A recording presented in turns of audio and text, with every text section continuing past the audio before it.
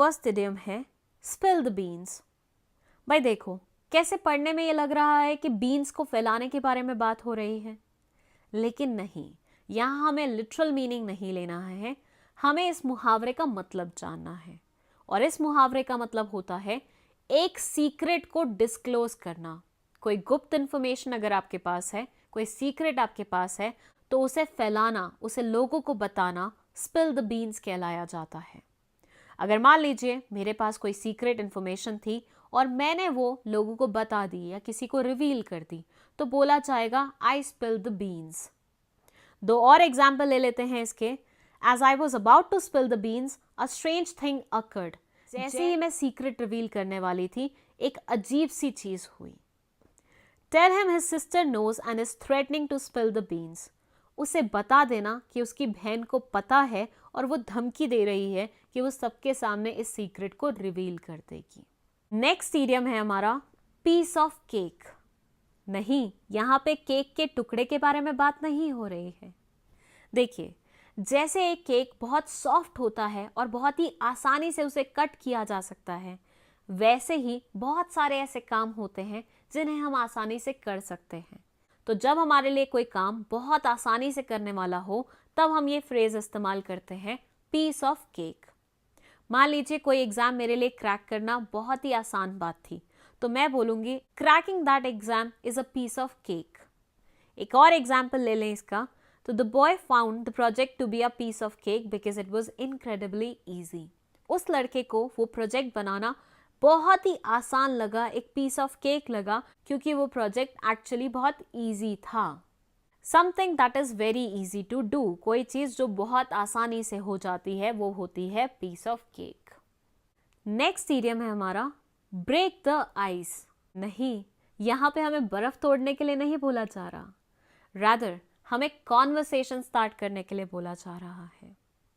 होते हैं ना कुछ रूम्स जहाँ पे बिल्कुल चुप्पी छाई होती है, कोई आपस में किसी के साथ बात नहीं कर रहा होता। वहाँ अगर एक इंसान कॉन्वर्सेशन स्टार्ट करता है, इनिशिएट करता है कॉन्वर्सेशन, तो हम बोलते हैं ही ब्रेक द आइस, कि उसने एक जो साइलेंस वाला माहौल था या चुप्पी छाई हुई थी, उसे तोड़ने का काम किया है। मीनिंग बोलते हैं to initiate conversation in a social setting. Social setting में मतलब सोशली कहीं पे अगर बैठे हुए हैं, वहाँ पे कोई भी कॉन्वर्सेशन स्टार्ट करना, जहाँ बहुत चुप्पी छाई हुई थी वहाँ पे किसी कॉन्वर्सेशन को स्टार्ट करना ब्रेक द आइस कहलाया जाता है। For example, I tried to break the ice by talking to the people next to me about the weather. वहाँ जो लोग बैठे हुए थे उनसे वेदर के बारे में कॉन्वर्सेशन स्टार्ट करके मैंने आइस ब्रेक करी, मतलब बात शुरू करी। नेक्स्ट इडियम है हमारा अंडर द वेदर। नहीं, यहाँ पे आपके छाते को या आपकी छत को वेदर का नाम नहीं दिया जा रहा। रादर नेक्स्ट टाइम अगर आप बीमार हो और आपको किसी को बहुत ही पोलाइट और अच्छे वे में, सोफिस्टिकेटेड वे में बताना है कि मैं बीमार हूँ, बिना ये बोले हुए that I am sick, I am ill, तो आप ये इडियम इस्तेमाल कर सकते हैं अंडर द वेदर। इसका मतलब होता है कि आप बीमार हैं, टू फील सिक, आपको बीमारी लग रही है। For example, Reena was feeling a bit under the weather, so she decided not to go to work today. Reena को लग रहा था कि वो थोड़ी सी बीमार है, इसलिए उसने आज काम से छुट्टी ले ली। You should stay at home when you feel under the weather. आपको घर पे रुकना चाहिए जब आपको बीमार लग रहा होता है तो, या आपको सिक लग रहा होता है तो। ठीक है, तो आज के बाद अगर किसी को भी बताना हुआ कि तुम बीमार हो, तो use this phrase under the weather. Okay, next idiom है हमारा कट द चेस। हिंदी में जो हम बोलते हैं ना कि डायरेक्ट मुद्दे पे आना, इधर उधर की बातें मत कर, उसी को हम इंग्लिश में बोलते हैं कट द चेस।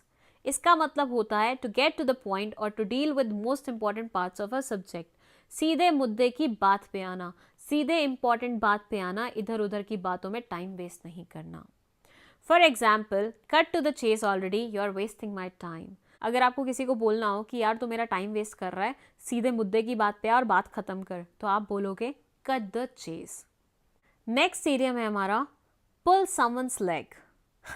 नहीं, यहाँ पे किसी की टांग खींचने के लिए नहीं बोला जा रहा आपको, वैसे एक्चुअली हाँ, टांग खींचने के लिए ही बोला जा रहा है। हिंदी में भी तो हम ये फ्रेज इस्तेमाल करते हैं, किसी की टांग खींचना। क्या मतलब होता है उसका? उसका मतलब होता है किसी का मजाक बनाना। इंग्लिश में भी वही मीनिंग है इसका।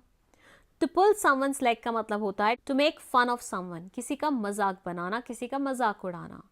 मान लीजिए अगर कोई इंसान मेरा मजाक बना रहा है और मुझे उसे बोलना है कि नहीं मेरा मजाक मत उड़ाओ, तो मैं उसे बोलूंगी stop pulling my leg. Next idiom है हमारा बाइट द बुलेट। नहीं नहीं, यहाँ पे आपको गोली खाने के लिए नहीं बोला जा रहा, रैदर आपको ऐसी सिचुएशन को फेस करने के लिए बोला जा रहा है जो थोड़ी डिफिकल्ट है, जो थोड़ी मुश्किल है, अनप्लीजेंट है।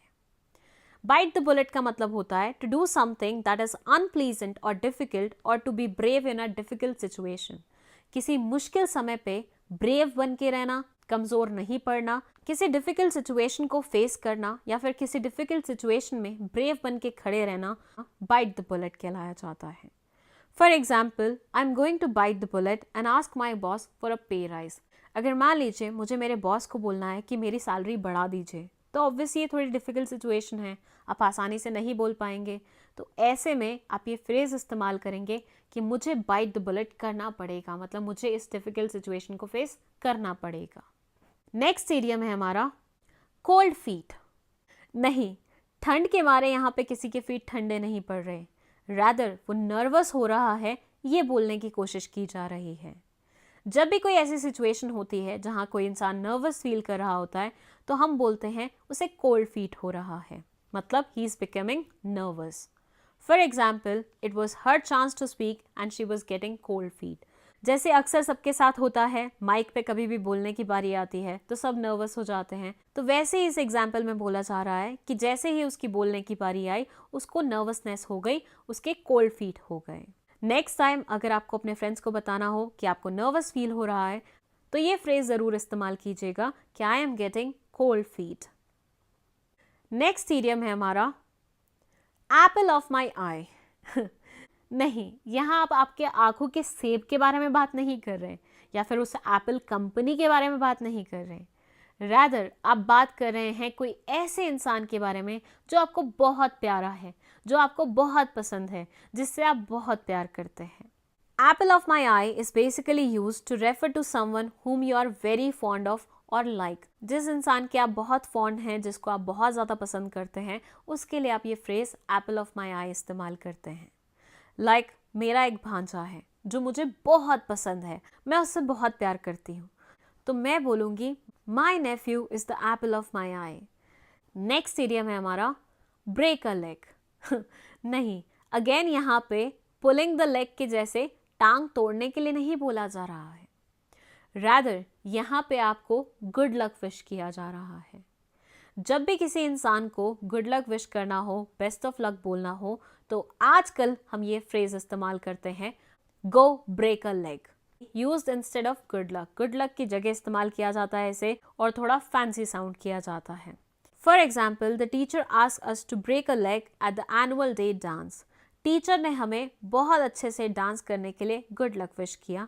नेक्स्ट टाइम अगर आपको भी अपने किसी दोस्त को गुड लक विश करना हो तो ये फ्रेज ज़रूर इस्तेमाल कीजिएगा, लेकिन हाँ, पहले ये मेक श्योर कर लीजिएगा कि उसे इस इडियम का मतलब पता है, कहीं पता चले वो आप ही की टांग तोड़ के चला जाए।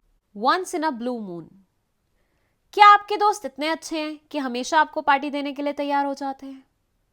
ऑब्वियसली नहीं, मेरे दोस्तों की तरह आपके दोस्त भी कभी कभी ही आपको पार्टी देते होंगे, मतलब ऐसे बहुत ही रेयर इंस्टेंसेस होते होंगे जहाँ पे वो खुद से तैयार हो जाते हैं कि हाँ आओ चलो तुम्हें पार्टी देता हूँ या देती हूँ।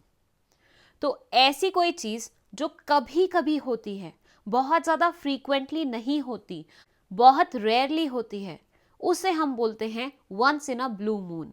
इसका मीनिंग होता है something that happens very rarely, कोई ऐसी चीज़ जो बहुत कम होती है। इसका अगर एक एग्जाम्पल लें तो it says my brother lives far away so I see him once in a blue moon. मेरा भाई बहुत दूर रहता है तो मुझे कभी कभी ही उसे देखने का मौका मिलता है। नेक्स्ट इडियम है व्हेन पिग्स फ्लाई। भाई आपने बहुत सारे लड़कों को अपनी गर्लफ्रेंड से प्रॉमिस करते हुए देखा होगा कि मैं तुम्हारे लिए चांद तारे तोड़ के लाऊंगा, बट कोई भी ऐसा कर पाया? Answer is no. तो ऐसे ही कभी आपने सुअरों को उड़ते हुए देखा है? आंसर है नहीं। ये कुछ ऐसी चीजें हैं जो कभी नहीं होती, तो वहीं से ये इडियम पिक किया गया, when pigs fly, कोई ऐसी चीज जो कभी नहीं होती है, something that will never happen. For example, he will stop smoking when pigs fly. कहने का मतलब है कि वो कभी भी स्मोकिंग बंद नहीं करेगा, क्योंकि सुअर तो कभी उड़ेंगे ही नहीं. नेक्स्ट इडियम है cost N arm and a leg. आपने अपने दोस्तों को कभी ये डायलॉग बोलते हुए सुना है कि यार अपनी किडनी दे देना, बेच के आईफोन खरीदूंगा. उसका मतलब क्या है? उसका मतलब ये है कि आईफोन इतना महंगा आता है कि किडनी बेचनी पड़े उसके लिए.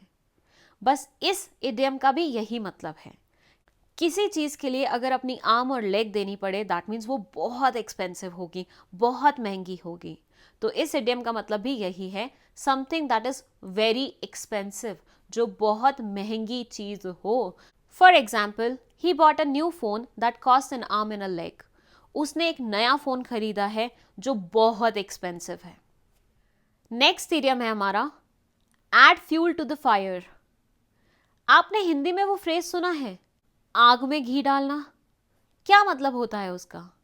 भाई देखो, आग ऑलरेडी भड़क रही होती है, उसमें घी डाल दिया जाए तो वो और भड़कने लग जाती है. तो बस वही मतलब होता है add fuel to the fire का भी. इसका मतलब होता है कि कोई सिचुएशन ऑलरेडी बुरी है और उसमें आप कुछ करके या कुछ बोल के उसे और ज्यादा बुरा बना रहे हैं. To make a bad situation worse by saying or doing something. कोई बैड सिचुएशन को वर्स करना कुछ करके या कुछ बोल के, क्या कहलाया जाता है? Add fuel to the fire कहलाया जाता है. अगर इसका एक एग्जाम्पल लें हम, तो it says Reena was already angry and Ravi's joke added fuel to the fire. Reena already गुस्से में थी और ऊपर से रवि ने ऐसा मजाक करके और बुरी सिचुएशन को वर्स बना दिया. नेक्स्ट इडियम है हमारा गिव समवन अ हैंड. क्या ये इडियम गब्बर के इस डायलॉग से लिया गया है कि ये हाथ मुझे दे दे ठाकुर? ऑब्वियसली नहीं. देखिए, जब भी कोई इंसान जमीन पे बैठा होता है और उसे उठने में कठिनाई होती है, तो वो सामने वाला इंसान को क्या बोलता है कि मुझे हाथ देना जरा सा. उसका मतलब क्या होता है कि मुझे थोड़ा सा सहारा दे दो सो दैट मैं खड़ा हो सकूं. बस इस इडियम का भी यही मतलब होता है, किसी को सहारा देना, किसी की मदद करना. To help someone with something. कोई पर्टिकुलर चीज में अगर आप किसी की मदद करते हैं, उसे सहारा देते हैं, तो वो कहलाया जाता है गिव समवन अ हैंड. अगर इसका एक एग्जाम्पल लें तो it says I am doing my homework, can you give me a hand. मैं अपना होमवर्क कर रहा हूं, क्या आप मेरी मदद कर सकते हैं इसमें. नेक्स्ट इडियम है हमारा not my cup of T. इसका मतलब ये नहीं है कि आपने गलती से किसी और का चाय का कप उठा लिया है. रादर इसका तो मीनिंग है कोई ऐसी चीज जो आप एंजॉय नहीं करते, जो आपको पसंद नहीं है. Something that you don't like और एंजॉय. कोई ऐसी चीज जो आपको बिल्कुल पसंद नहीं है, जो आप करना बिल्कुल एंजॉय नहीं करते, जिसमें आपको बिल्कुल मजा नहीं आता, उसके लिए आप बोलते हो कि this is not my cup of tea. For example, I don't like sports, they are not my cup of T.